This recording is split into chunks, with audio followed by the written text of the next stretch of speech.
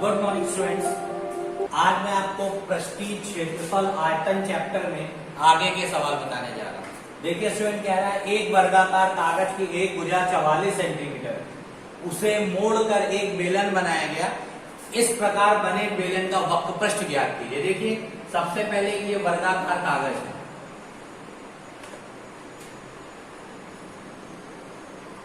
ठीक है स्टूडेंट, ये हमारा वर्गाकार कागज है, इसकी भुजा 44 है। तो याद रखिए वर्ग है तो सभी भुजाएं आपस में कैसी होंगी, बराबर। तो प्रत्येक भुजा हमारी 44 सेंटीमीटर है। इसको मोड़कर एक बेलन बनाया गया। जब इसको मोड़ा गया तो एक इस टाइप का एक क्या बना दिया गया, बेलन बना दिया गया।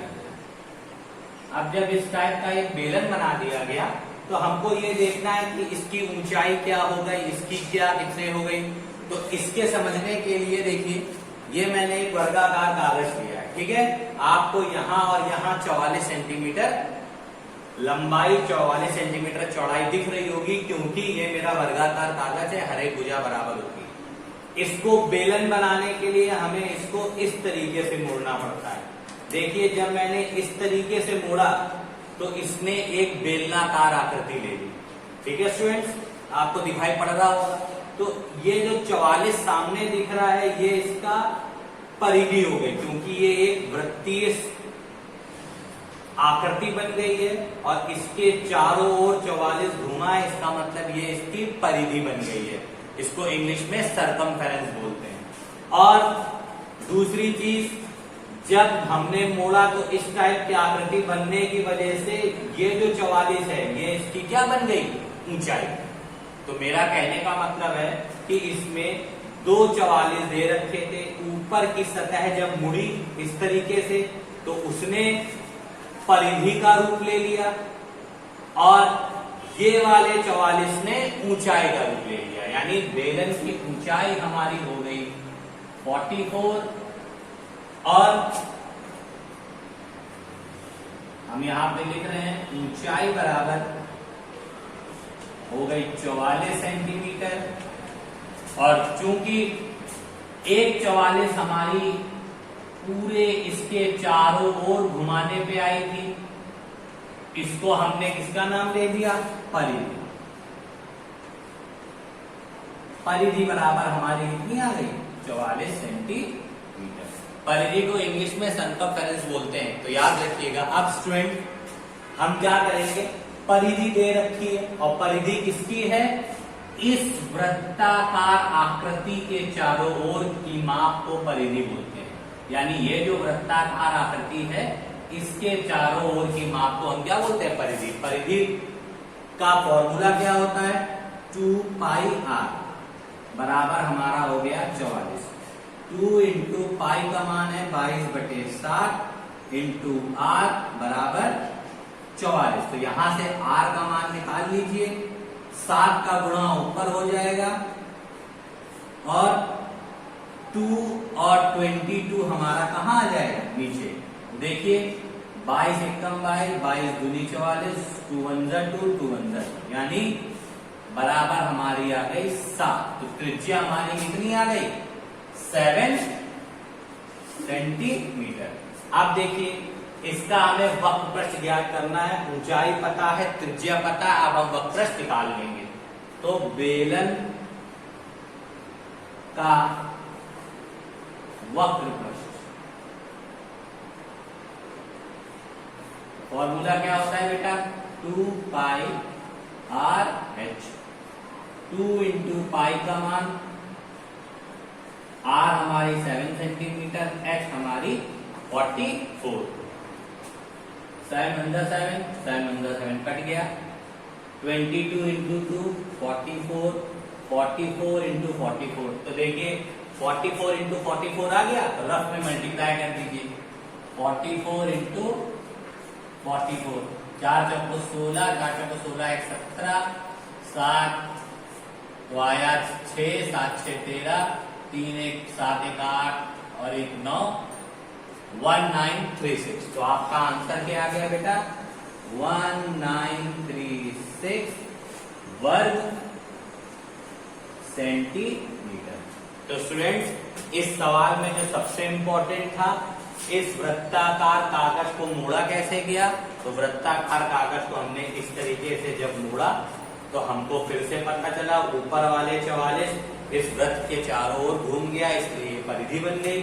और ये जो 44 था ये ऊंचाई में कन्वर्ट हो गया, क्योंकि मोड़ने पर इस टाइप की कुछ मेरी आकृति आई। जब ऊंचाई पता चल गई और परिधि हमको दी हुई थी, परिधि से मैंने त्रिज्या ज्ञात कर ली। त्रिज्या ज्ञात करने के बाद बेलन के वक्रश का फॉर्मूला अप्लाई करके सम को सॉल्व कर दिया। तो स्टूडेंट, ये बहुत इंपॉर्टेंट सम है, इसलिए इसको अच्छी तरीके से समझ लीजिए। और इस टाइप से आकृति को मोड़ने पे बनने वाली आकृति के सवाल 10th में बहुत सारे हैं और 9th में भी हैं, इसीलिए इसको नोट कर लीजिए। और इसी टाइप का अगला सम मैं आपको बताने जा रहा हूं।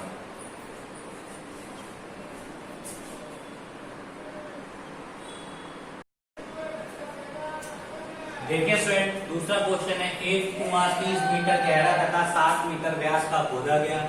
गड्ढे से खोदी हुई मिट्टी को एक आयताकार स्थान पर 25 मीटर लंबे और 15 मीटर चौड़े स्थान में फैला दिया गया। बताइए ऊंचाई कितनी बढ़ जाएगी। देखिए, सबसे पहले हमको समझना है कुआं। कुआं जो होता है वो बेलनाकार आकृति का होता है। तो देखिए, ये एक बेलनाकार आकृति का मैंने कुआं बना दिया।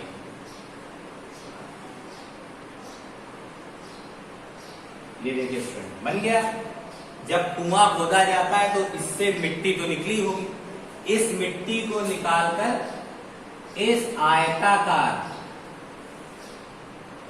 समतल मैदान पे फैला दिया गया, जिसकी लंबाई थी 25 और चौड़ाई है कितनी 15। ठीक है, और इसकी गहराई दे रखी है बेलन की 30, गहराई और ऊंचाई एक ही चीज होती है। और इसकी व्यास दे रखा है 7 सेंटीमीटर। तो त्रिज्या क्या हो जाएगी यहां से यहां तक की 7/2 या 3.5, कुछ भी आप चाहो तो इसमें लिख सकते हो। ठीक है, तो देखिए स्टूडेंट्स, हमने क्या किया है, सवाल को ध्यान से समझिए कि जब कुआं खोदा गया होगा तो इससे क्या निकली होगी मिट्टी, और मिट्टी निकल के इसके चारों ओर मैदान में क्या कर दी गई होगी, फैला दी गई होगी। तो जब कभी भी मिट्टी निकल के मैदान में फैलाई जाती है तो मिट्टी की वजह से मैदान की ऊंचाई कुछ बढ़ जाती है। इसका सबसे अच्छा एग्जांपल है कि आप लोगों के एरिया में आपने समरसेबल की खुदाई देखी होगी। जब समरसेबल लगने से पहले एक बहुत बड़ा गड्ढा खोदा जाता है और गड्ढे से मिट्टी निकाली जाती है, और उसी मिट्टी को जब वापस वो लोग गड्ढे में भरते हैं तो देखिएगा ऊंचाई बढ़ जाती है। तो वही जो इससे मिट्टी निकल के इसमें डाली गई तो कितनी ऊंचाई बढ़ी वो हमें ज्ञात करनी है। तो देखिए, इस गड्ढे में इस आयताकार समतल मैदान में उतनी ही मिट्टी पड़ी होगी जितनी इससे निकली होगी। तो इस कंडीशन में ऊंचाई की बात हो रही है, लंबाई चौड़ाई दे रखी है, इसमें ऊंचाई की बात की जा रही है। इसका मतलब लंबाई चौड़ाई और ऊंचाई तीनों मिलकर हमारा क्या बनते हैं, आयतन। इस पे पूछ रहा था ऊंचाई कितनी बढ़ जाएगी, तो लंबाई चौड़ाई और ऊंचाई मिलके क्या बन जाते हैं, आयतन। और इधर भी बेलन का हम क्या निकाल ले, आयतन, क्योंकि बेलन की भी ऊंचाई से ही मिट्टी को इसमें ट्रांसफर किया जा रहा है। तो इस कंडीशन में दोनों के आयतन जो होंगे वो एक दूसरे के बराबर होंगे। तो हम क्या लिख सकते हैं कि बेलन का आयतन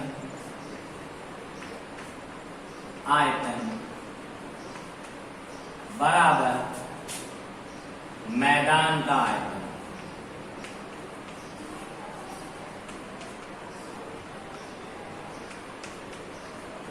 बेलन के आयतन का फॉर्मूला होता है πr²x, मैदान के आयतन का होता है लंबाई गुणे चौड़ाई गुणे ऊंचाई। ठीक, अब देखिए पाई की वैल्यू,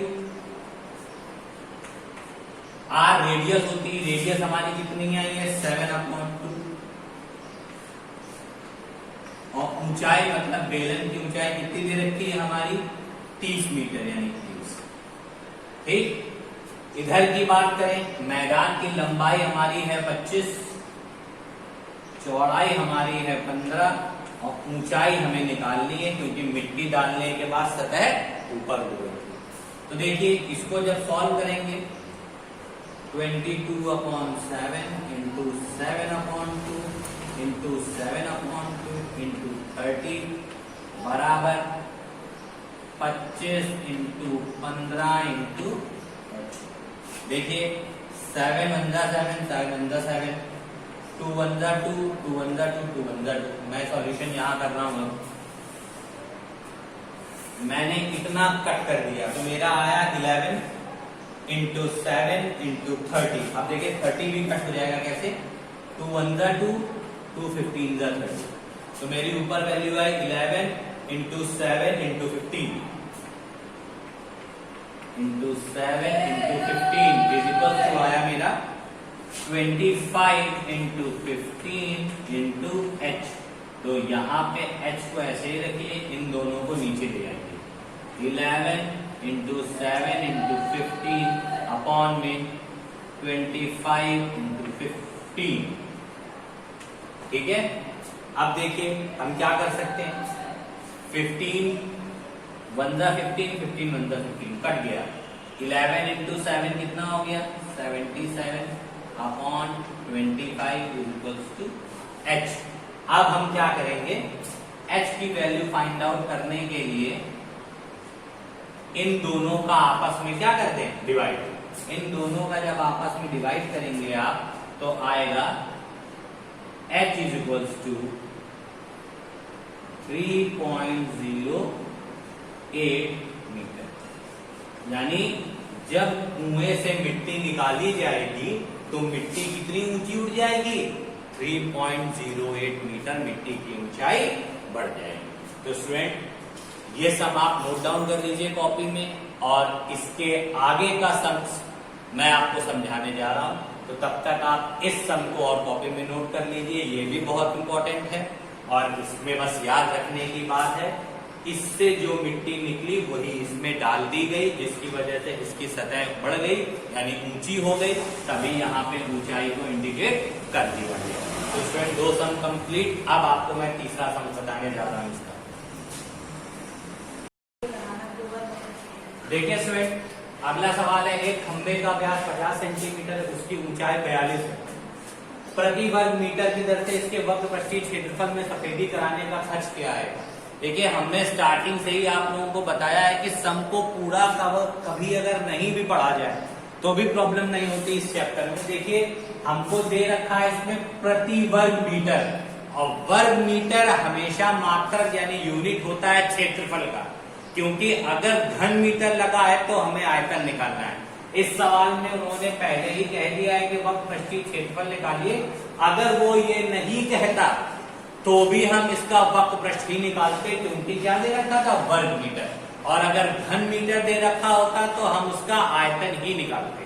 तो देखिए सबसे पहले एक बेलनाकार खंबे का व्यास 50 सेंटीमीटर 4.2 मीटर है, और इसमें प्रति वर्ग मीटर की दर से खर्च क्या आएगा। देखिए यहाँ पे मीटर की प्रायिकता ज्यादा है, मीटर ज्यादा बात पूछा गया है, तो इसीलिए हम इसको सबसे पहले मीटर में बदल लेते हैं। व्यास हमारा दे रखा है,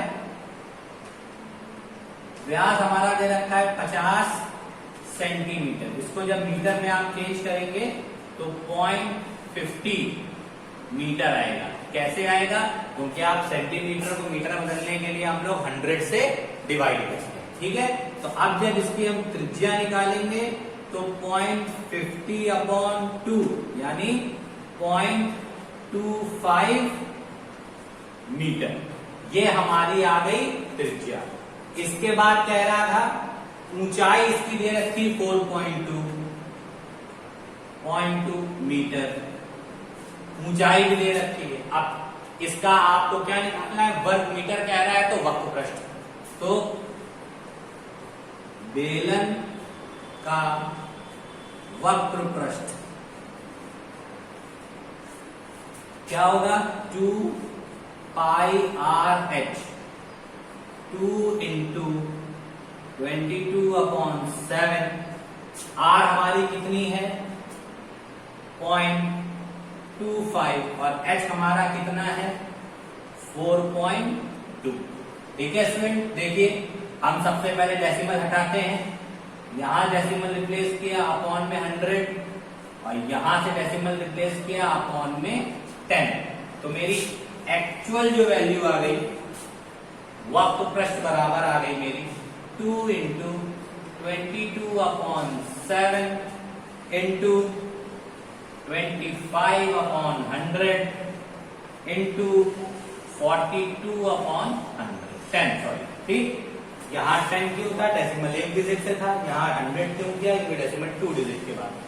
देखिए 25 1 25 25 4 100 ठीक, 7 1 7 7 6 42, 2 1 2 2 2 4, 2 1 2 2 1 2 2 1 2, 2 5 10, 2 3 6। तो मेरा बचा कितना है 3 इंटू 11 अपॉन 5। तो आ गया हमारा क्या 33 अपॉन 5। ये हमारा आ गया बेलन का वक्त पर। और इसके बाद कह रहा था इसमें इतने वर्ग मीटर के घर से सफेदी कराने का खर्च क्या होगा। ये मेरा आ गया वर्ग मीटर वक्त पर। अब हमको निकालना है खर्च। खर्च जब कभी भी दे रखा हो तो हम दिए हुए क्षेत्रफल में या दिए हुए आयतन में उसका गुणा कर देते हैं। तो खर्च हमारा है 3.25 इंटू क्षेत्रफल हमारा आ गया 33/5। अब क्वेश्चन उठता है सर मल्टीप्लाई क्यों कर देते हैं। देखिए जब आप इसमें इसको सफेदी करानी है, जब आप अपने घर में व्हाइट वॉशिंग कराते हो, दीवार में पेंट कराते हो, तो दीवार में जब पेंट कराते हो तो पेंट आपकी दीवार में लगता है और उसके बदले में आप उसको क्या देते हो, पैसे देते हो, क्योंकि वो आपकी मेहनत करता है। तो जब कभी भी खर्च की बात आ जाती है तो हमको एरिया के हिसाब से उसे खर्चा देना पड़ता है, क्योंकि पेंटर जब कभी भी पेंट करने आता है तो आपका एरिया देखता है और एरिया के हिसाब से आपको खर्चा बताता है। तो हमको एरिया के हिसाब से खर्चा निकालने के लिए जो मेरा क्षेत्रफल आया होता है उस पे हम लोग खर्च का गुणा करते हैं। ठीक है स्टूडेंट, देखिए हमने गुणा कर दिया 5 1 5, 5 6 30, 5 5 25। तो क्या आ गया 0.65 इंटू 33। अब देखिए स्टूडेंट इसका मल्टीप्लाई करिए 0.65 इंटू 33 का। देखिए 65 इंटू 33 का मल्टीप्लाई करते हैं। 3 5 15, 3 6 18, 119, 591, 5 2145। और देखिए डेसिमल 2 डिजिट के बाद था, इसलिए डेसिमल 2 डिजिट के बाद आ जाएगा और यही आपका क्या हो जाएगा आंसर। तो आप हमेशा याद रखिएगा कि जब कभी भी सम में खर्च दे रखा हो तो चाहे आपका आयतन निकला हो उसमें गुणा कर दीजिए, चाहे आपका वक्र पृष्ठ निकला हो उसमें गुणा कर दीजिए। खर्च हमेशा गुणा करके निकाला जाता है। और ये जो तरीके हैं ये केवल 8th के लिए ही नहीं है, ये आगे की सभी क्लासेस के लिए ये तरीके फॉलो किए जाते हैं। तो स्टूडेंट मैंने आपको ये पूरा सम सॉल्व कर दिया है, इसको आप नोट कर लीजिएगा और इससे आगे के सवाल भी मैं आपको बताऊंगा, क्योंकि हमको पता है ये थोड़ी सी एक्सरसाइज टफ है, बट बहुत ध्यान से पढ़िएगा क्योंकि ये 9th में भी एक्सरसाइज है, 10th में भी एक्सरसाइज है। बेलन शंकु आप लोगों को 9th और 10th दोनों क्लासेस में पढ़ना है। तो स्टूडेंट नोट कर लीजिए और कुछ भी नहीं समझ में आया तो व्हाट्सएप के थ्रू या मैसेज के थ्रू कॉल करके कभी भी पूछिए। ओके स्टूडेंट, तो स्टूडेंट नोट कर लीजिए and thank you and have a nice day.